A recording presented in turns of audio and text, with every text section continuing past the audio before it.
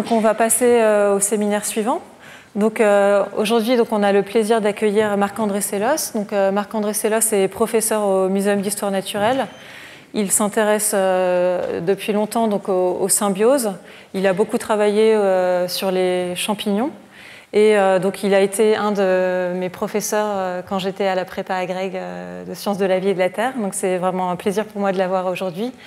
Il fait énormément de vulgarisation. Il est président d'une association qui s'appelle Biogé pour essayer de développer plus de connaissances dans le grand public, mais aussi dans l'enseignement des sciences de la vie et de la terre. Donc c'est vraiment un plaisir de l'avoir aujourd'hui, de nous parler de symbiose. Donc merci Marc-André. Alors merci de cette introduction. Le plaisir, il est vraiment pour moi. Et c'est un grand plaisir aussi de vous rencontrer aujourd'hui pour vous parler effectivement de symbiose. Alors ce n'est qu'un des multiples points qui ont été soulevés, mais c'est un point qui ne manque pas d'importance et dont vous verrez qu'il nous concerne étroitement. Je voudrais commencer sur ce concept de symbiose par remonter à la fin du XIXe siècle où il émerge tard, car à l'époque que je vous dis, ça fait 40 ans que Darwin a publié L'origine des espèces, c'est-à-dire une théorie basée sur la compétition et sur la prédation, donc sur les autres types d'interactions. Tout émerge dans une discussion sur les lichens qui peuvent être pris à première vue comme des organismes à part entière, mais dont la microscopie révèle qu'ils sont faits de cellules rondes et vertes et de cellules allongées et translucides qu'on pourrait attribuer à du champignon. Et vers 1866, Schwendener va introduire une idée d'abord prise pour cocasse et ridicule, et ensuite, en fait, considérée comme l'essence des lichens. Il va suggérer que les lichens sont l'association d'une algue et d'un champignon. Alors, cette idée-là a beaucoup de succès, et elle va être reprise à propos des lichens, mais pas seulement, par Anton de Bary, un professeur allemand, auréolé de la gloire d'avoir découvert que le mildiou était causé par un champignon, ou tout au moins un oomycète. Il est extrêmement connu, il est alors professeur à l'université de Strasbourg, où l'Allemagne amasse les sommités scientifiques pour germaniser l'Alsace, à l'époque allemande. Et Anton de Bary propose finalement un concept nouveau, das Zusammenleben, la symbiose, ça veut dire la même chose en allemand, ungleichnamiger Organismen, c'est-à-dire la vie ensemble d'organismes de non différents. C'est une relation à la base entre espèces. Ça le restera dans tout cet exposé.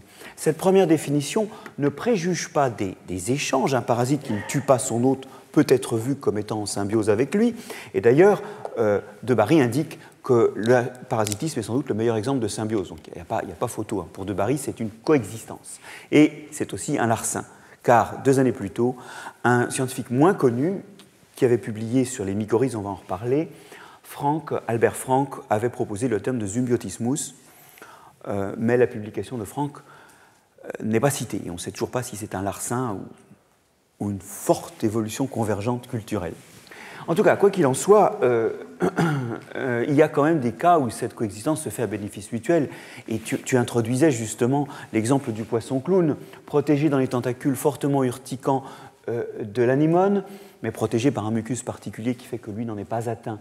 L'intérêt pour le poisson clown, c'est aussi d'être capable de se nourrir de fécès de l'anémone, qui sortent par la bouche chez l'anémone. Alors, regardez, il y a la bouche ici, qui est aussi l'anus, et vous voyez que les plus gros défendent la bouche parce qu'en fait, c'est là qu'ils mangent les fécès. Les plus petits peuvent pénétrer, les prendre avant leur sortie, et les plus gros, regardez, il y en a un qui va sortir, hop, il y a une crotte qui vient d'être mangée par un poisson clown. Alimentation, protection, la scatologie n'est pas terminée dans cette histoire-là. L'intérêt pour l'anémone, c'est qu'en fait, l'urine du poisson qui vit toujours là est récupérée, et le phosphate et l'azote de cette urine servent à nourrir les algues photosynthétiques qu'il y a dans les tentacules de l'anémone et qui complètent l'alimentation de l'anémone. Alors c'est assez amusant, il y a une algue en symbiose en plus, mais surtout ici, le bénéfice est réciproque. Et ça avait inspiré à Van Ben Eden l'idée qu'on pouvait parler de mutualisme quand les deux partenaires se rendaient mutuellement des services. Alors, ce mutualisme, il existe sans coexistence. Après tout, une plante qui est pollinisée par un insecte, ils ne vivent pas ensemble, mais voilà. Quand vous mangez des cerises et que vous lancez les noyaux plus loin, vous êtes un mutualiste du cerisier parce que vous assurez le transport des graines, enfin, vous ne vivez pas avec un cerisier. Enfin, tout le monde n'a pas un cerisier à côté de sa chambre. Donc le mutualisme n'est pas nécessairement lié à la coexistence, mais il va teinter la symbiose, au moins en français, un peu moins en anglais, mais en anglais il y a une forte ambiguïté quand même, et faire émerger une deuxième définition non exclusive de la première, où la symbiose, c'est l'association à bénéfice réciproque, l'association physique, mais à bénéfice réciproque, les cas de mutualisme où les partenaires sont ensemble. Définition plus restrictive qui prévaut en français, mais il y a toujours une ambiguïté du français à l'anglais. Attention à ne pas être naïf. La naïveté en évolution, pardon, alors là j'ai lâché le fond de ma pensée, la naïveté en biologie, c'est de ne pas voir l'évolution. Très longtemps, on a considéré que ces champignons, les Septobasidium, qui font à la surface des branches des arbres tropicaux et de quelques lauriers de nos régions des petites croûtes, étaient des symbiotes de pucerons. Pourquoi ? Parce qu'ils ne rentrent pas dans les tissus de la plante, ils sont simplement plaqués sur des pucerons qui eux-mêmes sucent la sève et qui produisent un miella qui est récupéré par le champignon. Donc c'est bénéfique pour le champignon. Et les pucerons ainsi protégés, ils grossissent plus, ils sont protégés des chocs, ils sont protégés de la sécheresse, ils sont protégés des prédateurs, ils sont beaucoup plus gros que les pucerons libres, comme celui qui court en surface. Alors, c'est une symbiose. Hein. C'est un peu ce que pourrait croire la dinde nourrie au grain avant le 23 décembre. En fait, on s'est aperçu plus tard qu'ils étaient très gras, ces pucerons, parce qu'ils ne se reproduisent plus. Ce sont des sortes de chapons, et ils investissent toute l'énergie et les ressources de la reproduction dans la croissance. Alors évidemment, ils sont plus gros. Mais si vous placez du point de vue des enfants, de la génération suivante, la rencontre de votre mère ou de votre père avec un Septobasidium, c'est une catastrophe, vous n'existez plus. Là, c'est vraiment du parasitisme. C'est de la prédation virtuelle, enfin appelez ça comme vous voulez, mais la naïveté, c'est de ne pas voir que ce que nous observons est le résultat d'une évolution et le début d'un futur ou pas. Par parenthèse, on aimerait que nos sociétés conçoivent ça plus. Et du coup, il y a une troisième définition qui est une définition évolutionniste, où le mutualisme n'est pas considéré comme un vague bénéfice réciproque, mais l'amélioration de la valeur sélective, c'est-à-dire du nombre de descendants de chacun des protagonistes. Vous remarquez que ces définitions sont de plus en plus précises et de moins en moins faciles à observer. Autant la coexistence c'est facile, autant le calcul du nombre de descendants avec ou sans partenaire, ça commence à devenir ardu. Néanmoins, quelle que soit la définition, et même la plus exigeante, il y en a partout autour de nous des symbioses. Et la première est celle qui draine l'attention de mes équipes, aussi bien à Paris qu'à Gdansk et à Kunming, c'est la symbiose mycorhizienne. Quand les Européens sont arrivés en Amérique du Sud et en Afrique du Sud, pour d'obscures raisons, ils sont arrivés avec des bateaux en bois. Et évidemment, ils ont voulu introduire des pins, parce que les pins, ça pousse vite, et puis surtout, ça fait un très beau bois, plein de résine, très apte à réparer les bateaux et à faire des coques qui se conservent. Malheureusement, les graines n'ont pas germé. Enfin, si, plutôt, elles ont germé, mais les aiguilles jaunissaient et jamais un pin n'a poussé jusqu'à ce qu'on se dise très pragmatiquement qu'il n'y avait qu'à introduire des pins qui poussaient déjà. Et en fait, sans le savoir, en introduisant ces pins déjà enracinés, on a introduit des champignons qui manquaient, qui sont partout chez nous et ne sont donc jamais un facteur limitant chez nous, mais sont vitaux pour les pins. Oui, on ne fait pas un arbre de nos régions sans champignons, mais chez nous, ça ne se voit pas, car ces champignons-là sont partout. Vous les voyez ici, ces filaments de champignons, et ce champignon qui, d'une certaine façon, est en train de coloniser les racines, fait des associations étroites, ce que l'on appelle des mycorhizes, des structures qui sont à la fois de la racine et du champignon, c'est ni l'un ni l'autre précisément, c'est un mélange des deux, c'est une chimère, c'est précisément un de ces exemples où les deux organismes sont en continuité et on ne sait pas très bien où sont les limites de l'un et les limites de l'autre. Vous allez voir un peu plus loin que ça va même au-delà de la morphologie, cette histoire. Alors, une coupe en long vous montre très bien les filaments de champignons qui se trouvent tout autour de la racine et pénètrent entre les cellules les plus externes, et ça, c'est vital pour les arbres de nos régions, avec des champignons qui abondent dans nos régions. C'est l'essentiel des champignons forestiers, c'est les truffes, les russules, les lactaires, les bolets, les cèpes, les girolles, les pieds de mouton, les tricolomes, les inocibes, on n'en finirait pas de faire la liste, c'est les champignons forestiers. Et ça, il n'y avait pas sous les tropiques. Bon, alors vous allez me dire, c'est bien gentil cette histoire, mais c'est une histoire qui concerne les arbres des forêts tempérées, donc si ça fait 2 à 4% des espèces vivantes de plantes, c'est bien le maximum. Quid de nos plantes non ligneuses et quid de l'ensemble des plantes tropicales? Alors voilà une qui n'est ni ligneuse ni tempérée, c'est le maïs. Et le maïs présente ici ce que vous seriez tenté peut-être d'appeler des racines. C'est faux, parce que quand on passe au microscope, c'est bourré de champignons, même quand c'est sain.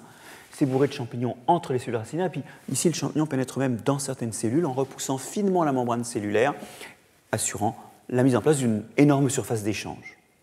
Ce champignon explore par ailleurs le sol, mais comme il est peu présent en surface de la racine, eh bien, vous ne le voyez pratiquement pas. D'ailleurs, la connexion au mycélium externe échappe complètement à l'œil. Une fois qu'on a arraché la racine, on a perdu toutes les connexions au mycélium externe. Mais, de nouveau, quand on stérilise un sol et qu'on fait pousser pendant 3 mois de l'oignon, ben ça pousse mal.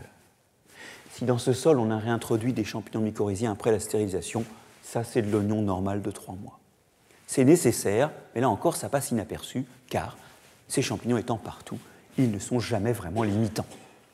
L'interaction est une interaction d'abord trophique, mais je vous montrerai tout à l'heure qu'elle comprend aussi une protection. La plante fournit des sucres, et même dans le second cas que je vous montrais avec des arbuscules, des lipides aux champignons.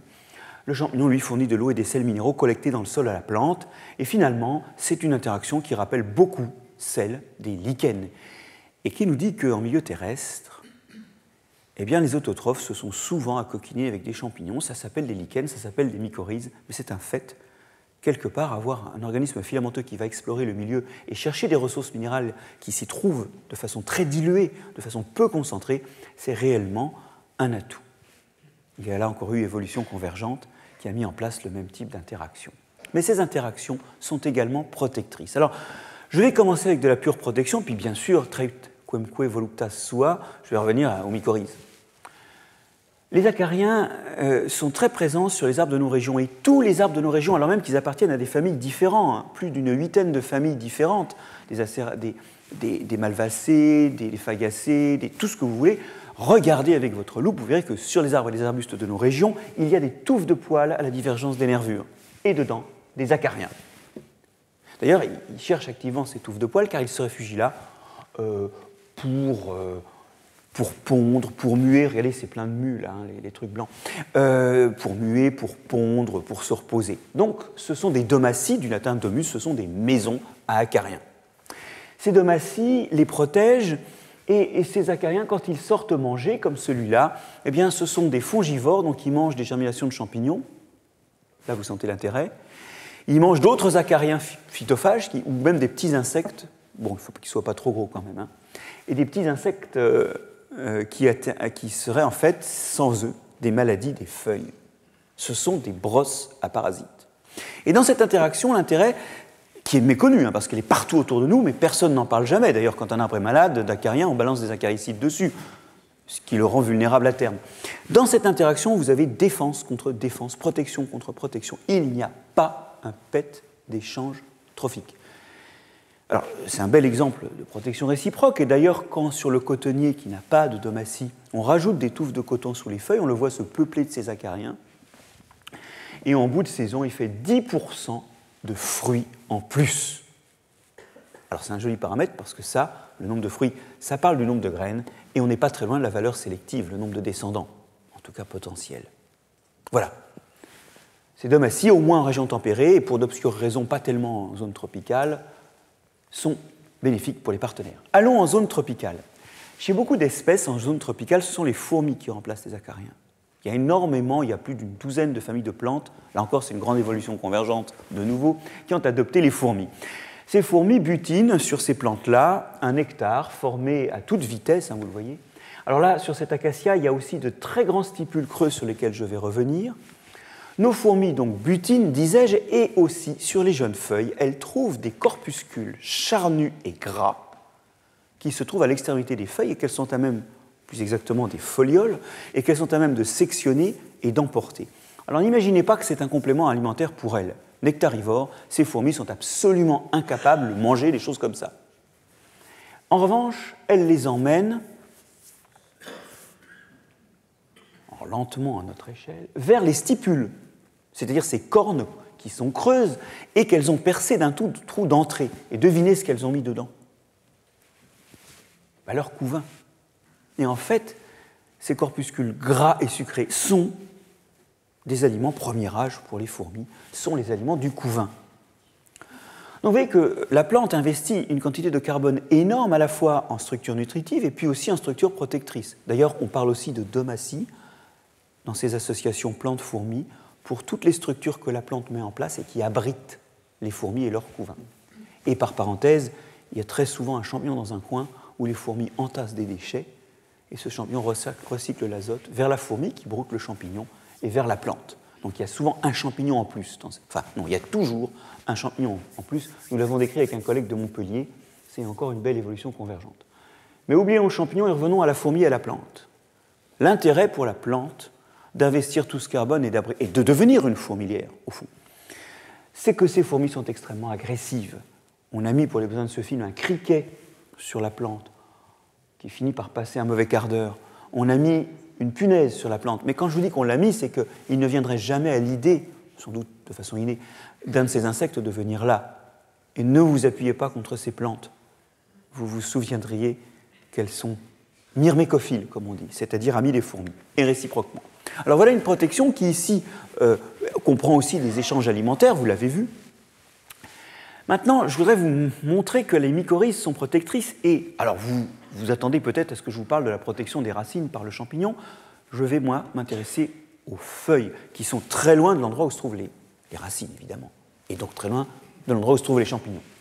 On cultive dans un milieu relativement riche et donc où la plante va arriver à se nourrir même quand elle est seule, des plants de tabac de lignée moderne élite, tous génétiquement homogènes, mycorhizés ou pas. Donc avec ou sans champignons introduits dans le sol stérile. Et puis on inocule en 2 points des feuilles un pathogène, la pourriture grise, le Botrytis cinerea, qui n'est pas une maladie de tabac. Sauf que les plants non mycorhizés sont beaucoup plus malades, au moins 2,5 fois plus malades en termes de zone pourrie par la pourriture grise que les plants non mycorhizés. Alors ça, vous voyez que c'est une grosse différence pour des individus, des organismes génétiquement identiques, puisque c'est une variété élite de tabac. Et quand vous regardez l'accumulation des composés de défense, techniquement, c'est une protéase de la plante qui sert à détruire les protéines du champignon, c'est-à-dire notamment les enzymes qui permettent au champignon d'attaquer la feuille. Donc en gros, c'est une protéine antiprotéine, PIN3. Quand vous regardez la quantité de PIN3 accumulée, vous voyez que les plantes mycorhizées réagissent plus vite et plus fort et sont à même de circonscrire une infection que les plantes non mycorhizées ne circonscrivent pas. Ainsi, la pourriture grise n'est pas une maladie de tabac, sauf s'il n'est pas mycorhizé. Alors, ce qui est étonnant ici, c'est que la protection a lieu à distance, et en réalité, on sait, je n'entre pas dans les détails, qu'elle est liée à un changement de réactivité de la plante, un changement de fonctionnement du système immunitaire. Et on n'en sait pas plus. On ne sait pas comment le fait d'être mycorhizé change le fonctionnement du système immunitaire, mais on le documente en plein de cas.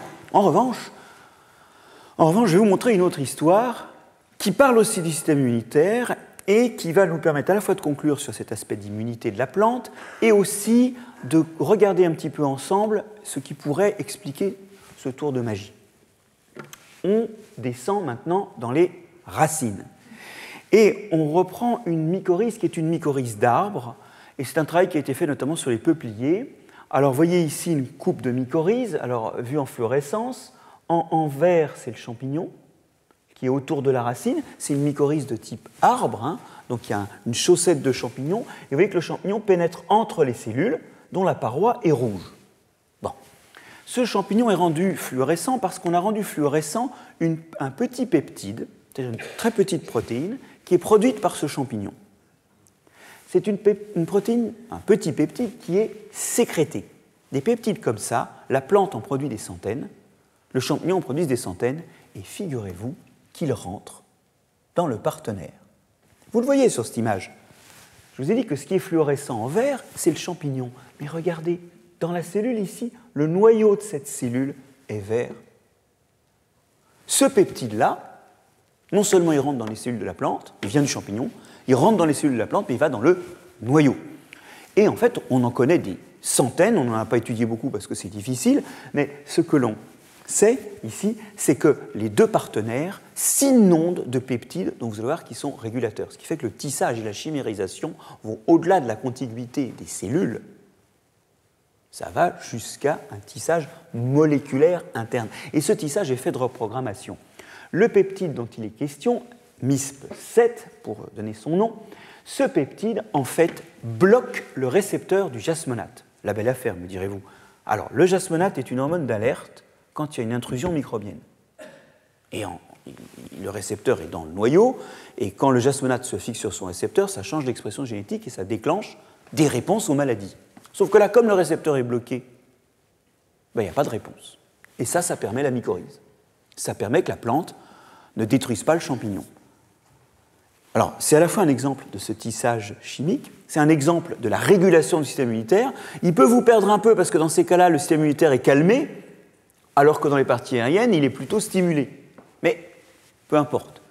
L'idée, c'est qu'effectivement, il y a une régulation exercée par les partenaires entre eux dans beaucoup de symbioses qui passent par des petits peptides sécrétés et qui notamment va moduler en plus ou en moins et d'une façon qui n'est pas la même selon les organes, le fonctionnement de l'immunité. Et sans doute, ce qu'on observe dans les feuilles est-il le résultat de tels peptides sécrétés. Bref, la boîte est encore noire pour ce qui se passe, pour ce qui explique ce qui se passe dans les feuilles, mais il est clair qu'au-delà d'une protection directe, la symbiose passe parfois par une reprogrammation et une efficacité accrue du système immunitaire de l'hôte. Venons-en à l'homme. On pourrait penser que tout ça, c'est des histoires de plantes obscurément travaillées dans les laboratoires du muséum qui s'intéressent aux plantes. En réalité, ce sont des règles générales et tu l'as évoqué finalement, quand on suit ton exposé, on sent bien que la loi est indépendante finalement des organismes, ce ne sont pas des particularismes, ce sont des généralités. Et je vais reprendre 2 secondes, mais très brièvement parce que tout en a été dit, les fameuses mitochondries, qui sont donc ces centrales énergétiques de nos cellules et qui nous ont amené la respiration, qui font qu'on a attrapé la respiration comme d'autres attrapent la scarlatine. Enfin, ce n'est pas nous, c'est nos ancêtres qui ont attrapé la respiration comme on attrape une maladie contagieuse. Alors, cette idée-là n'est pas si neuve. Elle avait germé dans la tête de gens qui observaient que les mitochondries n'étaient jamais néoformées, mais se formaient par division de mitochondries préexistantes. Et dès la fin du 19e, on s'était dit que ça ressemble vraiment à des bactéries. C'était l'idée portée par Paul Portier dans son ouvrage « Les symbiontes », où en fait il parle des mitochondries comme de bactéries. Alors là où cet ouvrage dérape, vu de maintenant, c'est qu'ensuite il explique que, et c'est ce qu'on appelle les vitamines. Pour lui, les mitochondries sont les vitamines. Et ça ne marche pas dans une vision moderne. Mais cet ouvrage montre que l'idée est ancienne. Et aujourd'hui, comme il y a de l'ADN dans les mitochondries, on peut faire des arbres phylogénétiques qui montrent l'enracinement de l'ensemble des mitochondries, pas très loin de parasites intracellulaires, comme les Rickettsia ou les Ehrlichia. Bon, donc l'origine bactérienne de cette histoire-là n'est pas douteuse. D'ailleurs, elle inspire quelque chose que vous connaissez peut-être, c'est les midi-chloriens. L'histoire des midi-chloriens dans Star Wars, qui sont ces petits micro-organismes qui rendent très forts les Jedi, c'est tout simplement inspiré par les mitochondries. Mais c'est paradoxalement souvent plus connu que les mitochondries elles-mêmes. Alors l'histoire vaut aussi donc pour les plastes, et j'ai repris cette diapo, elle a des conséquences encore plus importantes que tout ce que je vais dire sur la constitution des génomes des cellules hôtes, bon, à cause des transferts de gènes, mais c'est vraiment important de réaliser que cela fait de nous des chimères. C'est-à-dire, et vous voyez, un peu comme la mycorhize ou le lichen, c'est-à-dire que nous sommes faits de plusieurs choses. Et je ne voudrais pas être très long là-dessus, mais c'est quand même quelque chose qui interpelle, qui parle quand je dis « je ». Je crois bien que c'est dans ces lieux que Merleau-Ponty avait posé cette question. Et il y a quelque chose qui est fabuleux dans cette histoire, c'est qu'aujourd'hui, nous avons une réelle impression, et fonctionnellement, nous sommes une vraie unité. Mais il fut un moment où nous étions deux. Il fut un moment où il y avait la cellule hôte et la bactérie qui existaient séparément. Alors, à ce moment-là, elle ne parlait pas, évidemment, mais cette idée que les chimères, là vous avez la chimère mythologique, tête de lion, corps de chèvre et queue de serpent, ça n'existe pas. C'est pour ça que chimère a fini par désigner des choses. Une chimère, c'est aussi une chose qui n'existe pas, parce qu'une chimère, c'est impossible. Et ceux qui ont pensé qu'une chimère n'était pas possible en sont eux-mêmes. Et quand on y pense, c'est une rectification majeure au darwinisme, complètement intégrée dans la théorie moderne de l'évolution. Je ne suis pas en train de dire... Mais c'est un des points où Darwin avait encapsulé une partie de la réalité en voyant l'évolution par divergence. Une espèce en donne deux. Après tout, c'est ce qui nous sépare du singe, des espèces de singes, d'accord ? Donc c'est effectivement une réalité. Mais, et ça c'est le seul dessin de l'origine des espèces, où le temps s'écoule ici et où les espèces sont les individus appartiennent à des espèces différentes selon qu'ils sont plus ou moins répartis sur cet axe. Donc il a une vision d'une espèce qui en donne deux, et très clairement, c'est vrai dans certains cas, mais dans d'autres cas, deux espèces en donnent une, car effectivement, il n'y aurait pas vraiment beaucoup de pertinence, ni pratique ni intellectuelle, à redissocier l'homme et ses mitochondries en deux espèces séparées. Les liens génétiques, les échanges génétiques et les liens structurels qui ont été évoqués font que ce n'est pas la peine de revenir là-dessus. Et je pense, moi, que dans la théorie de l'origine des espèces, c'est un apport majeur de la symbiose, et j'irai plus loin. Ça nous montre à quel point la notion d'espèce, et c'est peut-être un peu une des réponses à la question qui était posée, est quelque chose que nous taillons à la hache dans une réalité qui est beaucoup plus complexe. Bon, que les espèces soient utiles, c'est simple, c'est vrai. Hein, moi, quand je demande une batavia ou un saumon au marché, ça marche, j'ai ce que je veux. Mais, pourquoi dans le lichen on dit qu'il y a une espèce d'algue et une espèce de champignon, alors que quand on a des chloroplastes, on va pas dire qu'il y a une espèce de cyanobactérie et une espèce d'hôte? Ou alors, quand on a l'homme, une espèce de bactérie pour les mitochondries, une espèce... parce que, arbitrairement, on se dit non, dans ce cas-là, ce n'est pas pratique pour les plantes de distinguer trois espèces, les mitochondries, les plastes et la plante, oui, ou pour l'homme de distinguer les mitochondries et l'homme. Ça ne sert à rien, donc là, on va dire que c'est une espèce. Mais pour le lichen, pour des raisons qui sont épistémologiques, on se dit c'est important de dire qu'il y a une espèce d'algue, une espèce de champignon.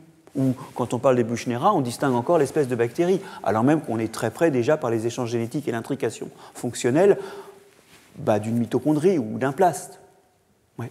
C'est aussi une chose qui nous raconte, ces symbioses, à quel point la notion d'espèce n'existe pas, mais est une convention pratique pour saisir le réel. Alors, je terminerai par le cœur de nous-mêmes. Je terminerai la partie qui nous intéresse par le cœur de nous-mêmes. Le cœur de nous-mêmes, c'est notre tube digestif, et puis je peux vous parler aussi de la surface de nous-mêmes, c'est notre peau. Tout ça, c'est plein de bactéries. C'est ce qu'on appelle notre microbiote. Alors de façon amusante, quand j'ai fait mes études, et peut-être encore quand on en parlait ensemble dans une salle de cours quelque part, on parlait de microflore commensale. Et il est vrai qu'une partie de ces organismes sont sans doute commensaux. Vous allez voir que d'autres ont des rôles plus importants. Et on disait microflore parce qu'à l'époque, vous savez, c'était l'histoire. Hein, il y avait les gens qui étudiaient les animaux, puis les gens qui étudiaient le reste. C'était les botanistes. C'est les botanistes qui s'occupaient des bactéries. Donc les bactéries, c'était la microflore. Rien de très floral là-dedans. Et en fait, quelque part, quand ça s'est appelé le microbiote, c'était toujours la même chose, mais c'était plus la même chose parce que ça avait changé de fonction. Il est vrai que la naissance des méthodes ADN qui permettent de décrire ces communautés a permis de décrire des choses qu'on ne sait pas toujours cultiver et de montrer leur extraordinaire diversité. Et puis la médecine a montré que ça avait des rôles sur la santé humaine et brutalement c'est devenu intéressant.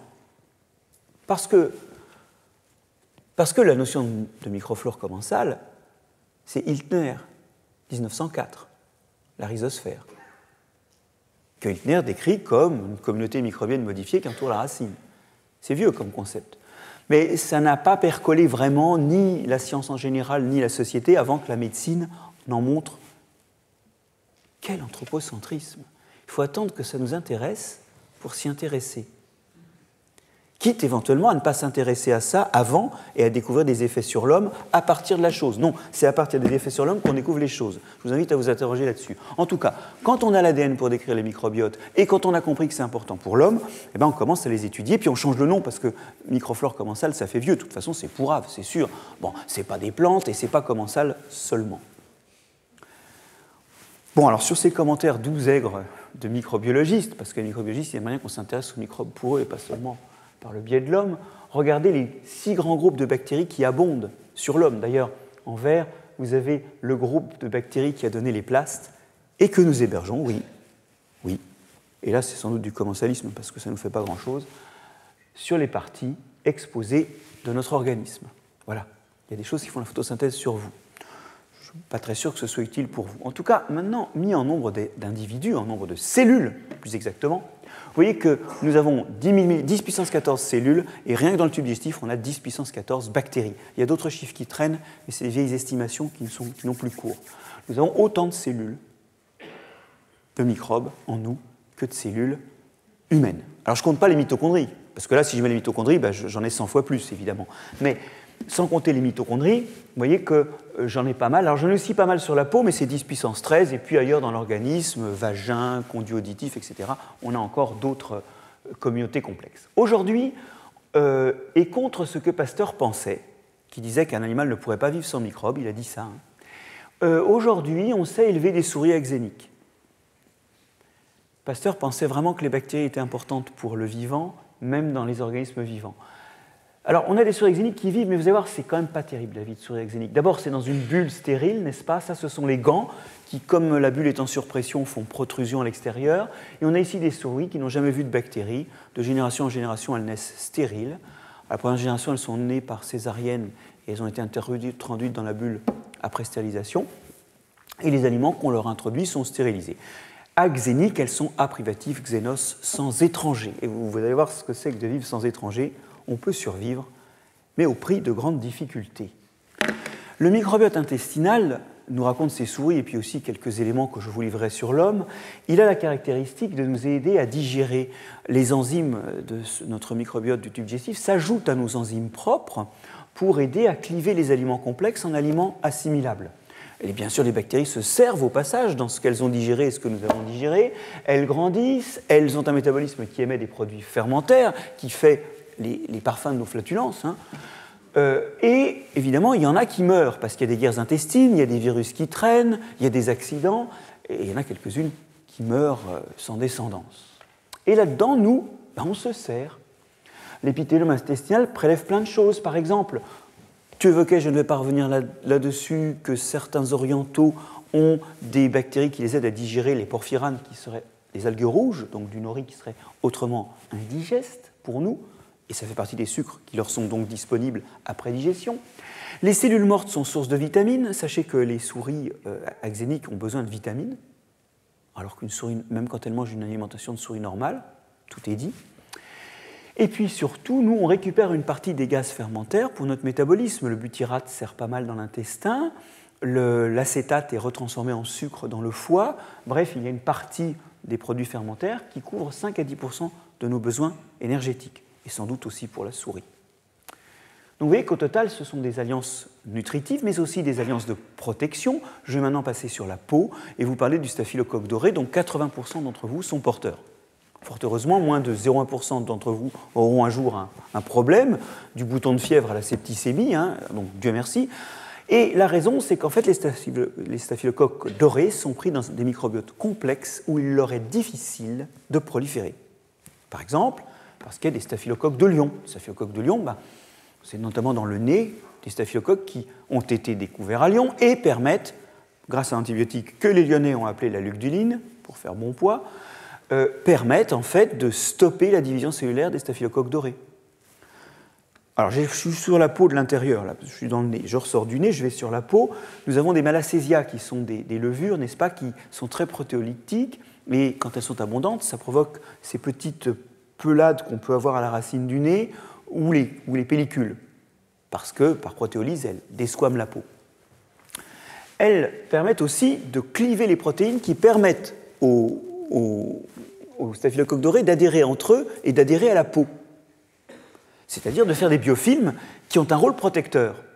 Donc vos staphylocoques se retrouvent séparés, puisque la protéolyse des malacésias détruit les biofilms, et là, ils sont sensibles au savon, ils sont sensibles aux toxines, ils sont sensibles au frottement, et ils ont bien du mal à rester, donc à proliférer. Donc vous y êtes, la question n'est pas d'avoir ou de ne pas avoir de staphylocoque doré. La question est de savoir en quelle compagnie il se trouve, car cette compagnie peut être protectrice de l'organisme humain. Autre exemple qui va nous parler de la manipulation, cette fois-ci, du système immunitaire. J'ai ici des souris auxquelles on va injecter un protozoaire qui donne la maladie de Chagas, la leishmaniose. Bon, la leishmaniose, c'est des trous qui grossissent et qui finissent par être si gros qu'ils atteignent des organes vitaux ou des fonctions vitales. Ce n'est pas une maladie que l'on aime beaucoup, mais ce n'est pas une maladie de souris. Ça doit vous rappeler une histoire. Quand ça vous rappelle vraiment une histoire déjà racontée, vous me direz. Or donc, j'inocule ça à une souris contrôle, et là, la peau fait une papille de réaction qui exclut la maladie, et en général, la souris n'est pas malade. J'inocule ça à une souris axénique. Alors, la souris axénique, elle a une peau qui est 2 fois moins épaisse que la souris normale, déjà. C'est un peu bizarre. En fait, vous savez, si vous voulez faire un article scientifique, vous prenez n'importe quoi, les nerfs olfactifs dans le nez, l'acuité visuelle, n'importe quoi, et vous comparez des souris exéniques et des souris normales. Et vous publierez dans une des 9 grandes revues qui publient comme microbiome des histoires de microbiote. C'est complètement fait différemment. Et en fait, c'est souvent plutôt mal fait, parce que la peau, l'épaisseur, c'est quand même pas neutre dans la peau. Mais surtout, regardez, les trous commencent, hein, et elle attrape la maladie, la souris exénique, qui n'est pas une maladie de souris. Quand on regarde la taille des lésions, elle est moins forte, elle est moins grande, effectivement, et donc les lésions sont moins aptes à repousser la maladie dans le cas des souris exéniques. Bon, désolé, c'est un peu l'opposé du tabac, où là, la taille de la lésion, ça fait la maladie. Ici, la taille de la lésion, c'est proportionnel à la réponse immunitaire. Et donc, petite lésion, petite réponse immunitaire, la maladie s'installe. Mais ce n'est pas tout. Vous allez voir à quel point sont pratiques les souris exéniques. On peut, 8-10 jours avant d'inoculer la maladie, remettre sur la peau de ces souris des staphylocoques de la peau, Staphylococcus erythemidis. L'individu que vous avez devant vous a pris une douche hier soir, mais il porte 100 millions au moins de Staphylococcus epidermidis. C'est une bactérie de la peau. Je réinjecte ça dans les cages, les souris se repeuplent, et 8 jours plus tard, crac, leishmaniose. Là, les lésions sont plus importantes et la plupart des souris survivent à l'injection.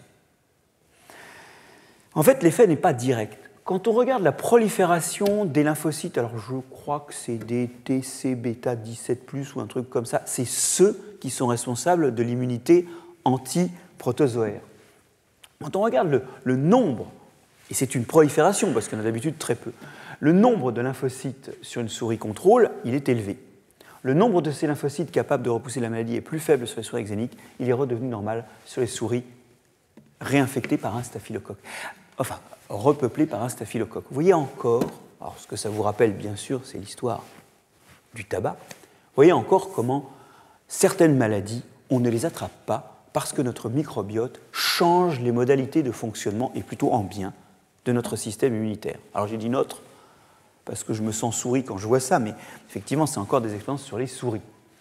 Dernière expérience sur les souris avant de passer à l'homme, l'expérience de la croix surélevée, dont 2 branches sont entourées de hautes cloisons. C'est une étude de comportement que l'on fait classiquement dans les laboratoires et que l'on peut faire avec une souris normale. Cette souris normale, ici, vous verrez qu'elle est normale, mais il y a un détail que je vous dirai après. Mais elle est pleine de bactéries, elle explore la zone entourée de hautes cloisons, elle regarde dehors, elle se dit, c'est pas un endroit où mettre une souris. Vous avez tous vu Tom et Jerry, je pense.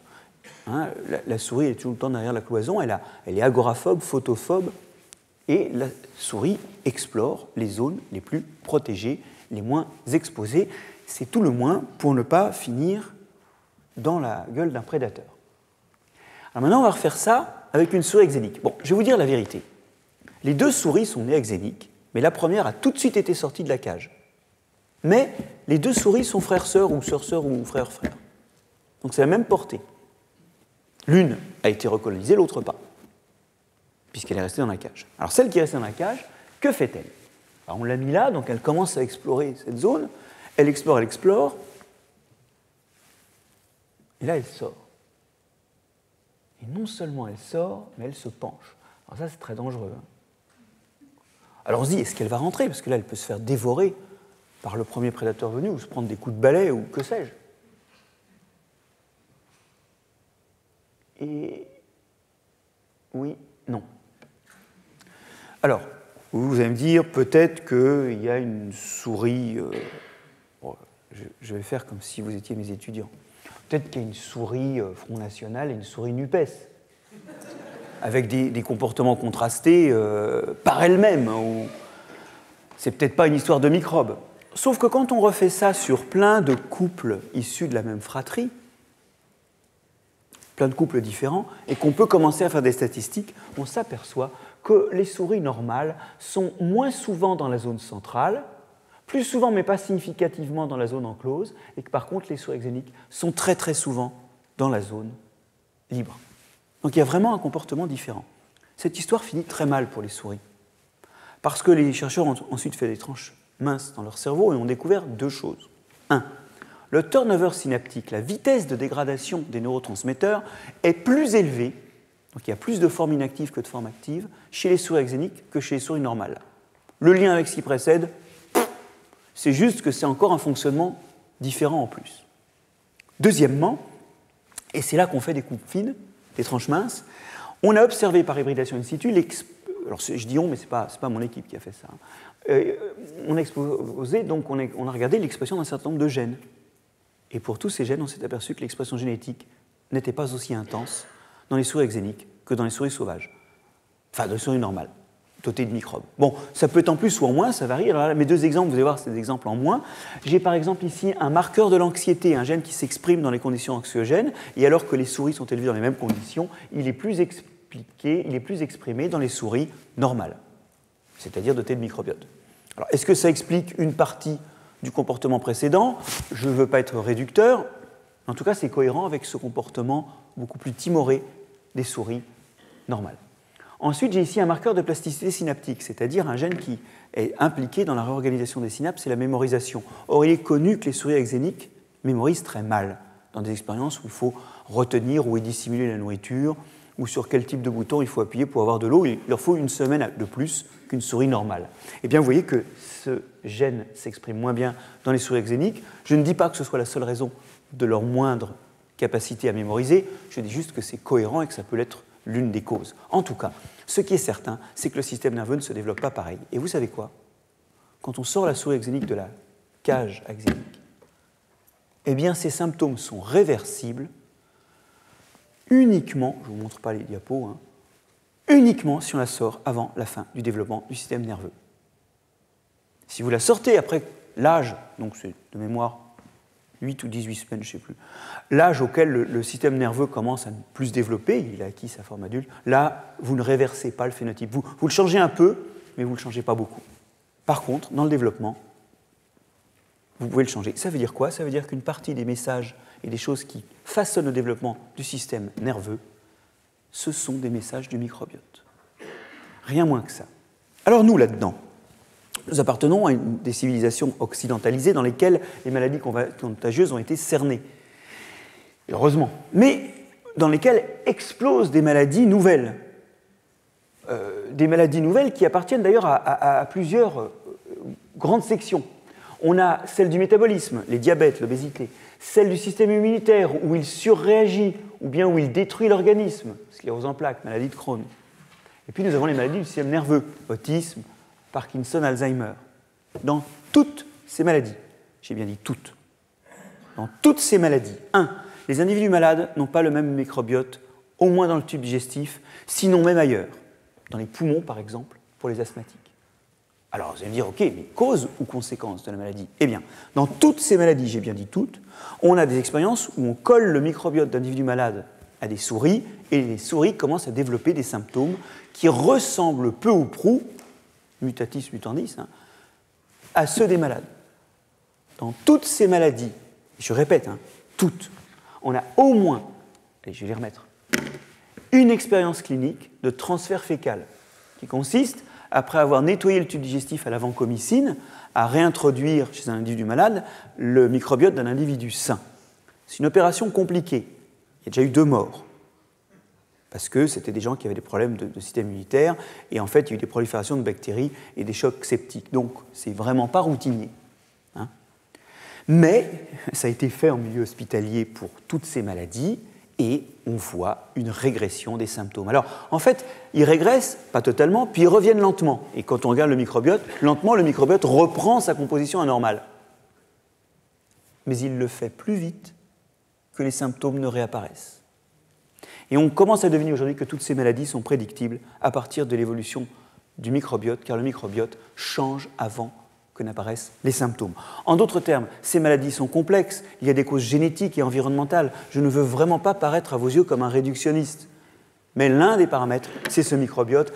Et au fond, on peut dire que, eh bien, si on voit que 25% des Européens demain seront malades d'une de ces maladies, 25% en 2025, on a une épidémie qui est largement due à l'effondrement de la composition habituelle et surtout de la diversité habituelle. J'aurais surtout dû vous dire que le microbiote est moins divers dans les individus malades. On a une épidémie qui est liée à l'effondrement de la diversité du microbiote parce que nous vivons trop proprement, nous proscrivons les fromages au lait cru, nous nettoyons tout, nous cuisons tout, nous pelons tout, nous ne mangeons surtout pas ce qui est tombé par terre. et nous nous frottons frénétiquement les mains avec du gel hydroalcoolique en l'absence totale de preuves de manuportance du virus de la Covid. Je vois des gens qui ne portent pas de masque et qui se frottent les mains. Ben ça, je suis désolé, la seule chose que ça fait, c'est d'augmenter la probabilité de choper une mycose ou une dysbiose et d'avoir de la pelade, une peau pas belle. Bon, ce que je veux dire, c'est que notre microbiote est sans doute l'endroit où l'effondrement de la biodiversité atteint le plus directement notre santé. Maintenant, un peu de romantisme. Ce que vous voyez là, c'est un des moments où le bébé qui n'a pas de microbiote commence à fabriquer son microbiote. C'est l'interaction avec la maman et surtout les interactions alimentaires ou les baisers qui permettent de peupler le tube digestif. Mais surtout, je voudrais vous parler du lait maternel. Le lait maternel contient beaucoup d'eau, ça n'étonnera personne, beaucoup de lactose, ça n'étonnera personne, beaucoup de lipides et des protéines. Ah oui, mais devant les protéines, le composant le plus abondant du lait, le troisième par ordre d'abondance, 15 grammes par litre, ce sont les oligosaccharides du lait humain. Il y en a plus que de protéines. Et le paradoxe de ces oligosaccharides, c'est que l'homme nouveau-né ne les digère pas. Alors comme en plus ils sont très difficiles à fabriquer, vous devinez que les laits de synthèse n'en contiennent pas, j'allais dire ne peuvent pas en contenir, c'est pas possible. Bon. Or, on a découvert que c'est des aliments à bifidobactéries. Que les bifidobactéries sont capables de manger ça, et certains lactobacilles, et que ça les fait proliférer, et ça permet d'occuper très vite le tube digestif, d'avoir très vite un effet de protection contre les maladies, d'avoir très vite une aide à la digestion. Vous savez que les enfants, quand ils crient souvent, c'est qu'ils ont faim. C'est pas qu'ils ont faim, oui, qu'ils ont faim, mais c'est souvent aussi qu'ils ont mal au ventre, parce qu'ils digèrent mal, parce qu'ils ont souvent des maladies. Ces lactobacilles émettent des acides indol lactiques, dont on sait que c'est des régulateurs du développement du système immunitaire qui évitent qu'ils surréagissent et qui le rendent capable de réagir plus vite à de vraies alertes. Ces bifidobactéries acidifient les sels, et cette acidification par la fermentation lactique et par les fermentations lactiques de ces sucres, cette acidification protège contre les maladies directement. Les enfants, depuis le début du siècle, ont perdu 1 point de pH dans les selles, 1 point de pH, parce qu'on a de moins en moins d'alimentation au sein par les mamans, et de moins en moins longtemps. Alors, je voudrais tout de suite faire une parenthèse pour être clair. Je ne fais pas partie des gens qui pensent que nos femmes doivent allaiter ou faire des enfants. Chacun fait ce qu'il veut de son corps. Je ne voudrais pas que vous déduisiez de ce que je vous dis qu'il faut allaiter jusqu'à 6 ans les enfants. Ce que je veux dire, c'est qu'il faut absolument qu'on trouve les moyens de libérer nos femmes avec des formules synthétiques de lait qui, notamment, gèrent cette chose incroyable, qui est qu'il y a des prébiotiques dans le lait, pour parler techniquement, qui est que le lait contient des choses qui sont destinées aux bactéries, et que le lait inscrit en lettres de feu dans notre biologie que nous sommes dépendants de ces microbes, puisque dans le kit de survie que donne la mère à l'enfant, que représente le lait, il y a quelque chose pour des bactéries. Alors, quand on voit ça, on se dit « mais c'est quand même incroyable, toutes ces dépendances, il en sort de partout ». Finalement, nous ne fonctionnons pas bien sur notre microbiote et c'est une urgence que de l'acquérir. On voit aussi ces bactéries qui, historiquement, vivaient sans doute quelque part toutes seules, qui, comme les Buchnera, commencent à avoir un génome extrêmement réduit. Je reprends cette diapositive. Mais on pourrait lister les exemples comme ça, où des organismes qui pourraient être autonomes, après tout, on pourrait très bien avoir nous-mêmes les signaux régulateurs de la maturation du système immunitaire, avec des déterminismes endogènes. Et on se retrouve à être dépendant. C'est bizarre. Alors c'est bizarre et c'est pas bizarre parce qu'en fait, je n'avais pas réalisé en regardant les diapos, mais d'une certaine façon, tu as spolié ma conclusion. On a trop vu la symbiose comme l'acquisition de fonctions nouvelles.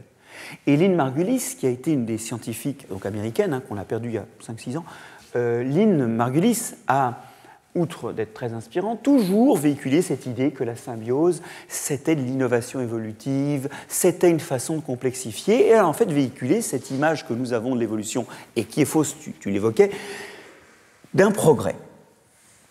Or, la réalité est un tout petit peu plus complexe. Bon, certes, dans certains cas, il y a complexification. Après tout, un champignon qui fait un lichen, c'est plus complexe qu'un mycélium diffus de champignons. Vous avez ici un nouvel organe qui est formé, une forme de nouvelle complexité morphologique. Vous avez l'addition de fonctions. Ici, dans les deux cas, vous ajoutez la photosynthèse d'un partenaire à la capacité d'exploration d'un champignon. Donc, vue de chaque partenaire, vous avez de la complexification. C'est vrai, nous-mêmes sommes devenus, enfin nos ancêtres sont devenus capables de respirer par une symbiose. Donc il n'est pas faux, là encore, c'est un peu comme quand tout à l'heure on disait Darwin et la spéciation. C'est un point de vue qui se tient, mais il a caché, et il a caché parce que nous avons une vision complexifiante et progressive de l'évolution, comme de toute chose, il a caché quelque chose d'important. C'est que la coexistence débouche sur la dépendance. Chose que je vous propose d'illustrer par une série de photos prises devant mon laboratoire au muséum avec Alain Bessy, qui nous a permis de publier quand même 5 fois notre visage dans un journal scientifique. C'était un peu une gageure. On y est arrivé. Alors, de façon métaphorique, on représente ici l'espèce grise et l'espèce violette qui vivent dans le même milieu, mais enfin qui n'ont pas d'interaction directe. Mettons que pour une raison ou pour une autre, les deux espèces soient vraiment toujours ensemble. Alors, je ne sais pas, elles sont en symbiose, mais ça peut être aussi du parasitisme, ou ça peut être qu'elles sont parasites ou symbiotes sur un troisième larron. Bon, elles sont toujours ensemble. Et intéressons-nous au port dressé, la capacité de se tenir droit. Vous voyez que je peux supprimer la grise, la rose se tient droite, je peux supprimer la rose, la grise se tient. Mais dans ce contexte-là, d'interaction permanente, une mutation comme ça peut apparaître. Ne me dites pas que c'est une mutation intéressante, parce qu'il y a toujours la biomasse pour faire une jambe. Sauf que la jambe, elle ne sert plus à porter. C'est assez neutre, ce truc. Sauf que maintenant, si vous supprimez la grise, la rose s'effondre. Vous avez eu là quelque chose où il n'y a pas eu de sélection. Il y a une sorte de redondance dès lors que les deux partenaires sont ensemble. Donc l'un perd l'autonomie pour ça. Et voilà, c'est fait. Et en plus, c'est complètement neutre, puisqu'il n'y a pas de sélection, mais surtout, c'est assez irréversible. Pourquoi ? Parce qu'il n'y a pas de pression de sélection pour récupérer la fonction. Et même d'ailleurs, la probabilité de la récupérer est faible. Pour défaire une jambe, c'est facile, mais pour la refaire, génétiquement, c'est quand même un peu plus cadré. Mais de toute façon, il n'y a pas de sélection qui impose de récupérer la jambe. Alors là, rose est devenu dépendant de gris, mais on peut aller plus loin. Ah bah zut, je ne sais pas comment j'ai pas aucune diapo. Mais vous pouvez symétriquement faire la même chose sur la grise. À ce moment-là, les deux tiendront sur deux pattes. Ça marche. Hein. Bon, avec Alain, on s'est un peu entraîné avant de prendre la photo. Mais l'idée, c'est qu'à ce moment-là, vous aboutissez à un truc encore plus bizarre, qui est que la capacité de se tenir droit n'est plus une propriété d'aucun des partenaires, qui l'assure pour l'autre. Mais on peut peut-être essayer de le faire. Non ? Mais c'est devenu... On n'a pas répété. Hein. On n'a pas répété, alors. Mais on peut le faire sans aussi, quand même. Alors, voilà. Donc, l'idée, c'est de prendre Voilà. Alors, ce dispositif-là, n'est-ce pas ? Bon, ben, ça tient quand même. Ici, vous avez l'impression que la fonction, elle est émergente. Parce qu'elle émerge dans l'association. Il y a des fois, effectivement, où l'union de deux espèces fait émerger une capacité commune, c'est sûr. Mais des fois, ce que nous, on voit comme une émergence, parce que les deux ne le portent pas, c'est souvent une secondaire émergence de dépendance. C'est secondaire, ça n'émerge pas. C'est taillé dans l'autonomie préalable. Alors voilà, ce que je voulais dire, c'est que finalement, on a plein d'exemples aussi hors d'interaction à bénéfice réciproque, où on voit secondairement apparaître des descendances. Je pense que les ancêtres de cette mouche, non, je ne le pense pas, je le sais maintenant parce que tu en as parlé, ils ne dépendaient pas de ce stéroïde particulier du cactus. Et là où le spoiling est parfait et où je découvre qu'en fait, on a publié dans Trends in Microbiology des choses qui avaient déjà été dites, mais ça c'est une histoire commune, c'est que je découvre qu'on avait déjà lu ça sous une grande plume. Et je pense que c'est important, c'est vraiment important. Au passage, ça montre que finalement la case de commensalisme, elle est peu probable, parce qu'on finit toujours, à force de coexister, par prendre un petit boulot chez le partenaire. Vous voyez, c'est assez instable, l'idée que les interactions neutres sont sans doute assez instables, ça n'exclut pas qu'elles existent, mais souvent, la coexistence, pour quelque raison que ce soit, est souvent la porte ouverte vers la dépendance. Alors on pourrait dire donc qu'on n'est jamais seul, ça pourrait presque être le titre d'un livre, mais surtout, ça a été ma façon d'amener un peu de grain à moudre dans cette très jolie image qui faisait ton introduction de l'arc-en-ciel et de relier les choses entre elles quand nous les voyons disjointes. Voilà, et je ne terminerai pas sans te remercier encore de ton invitation.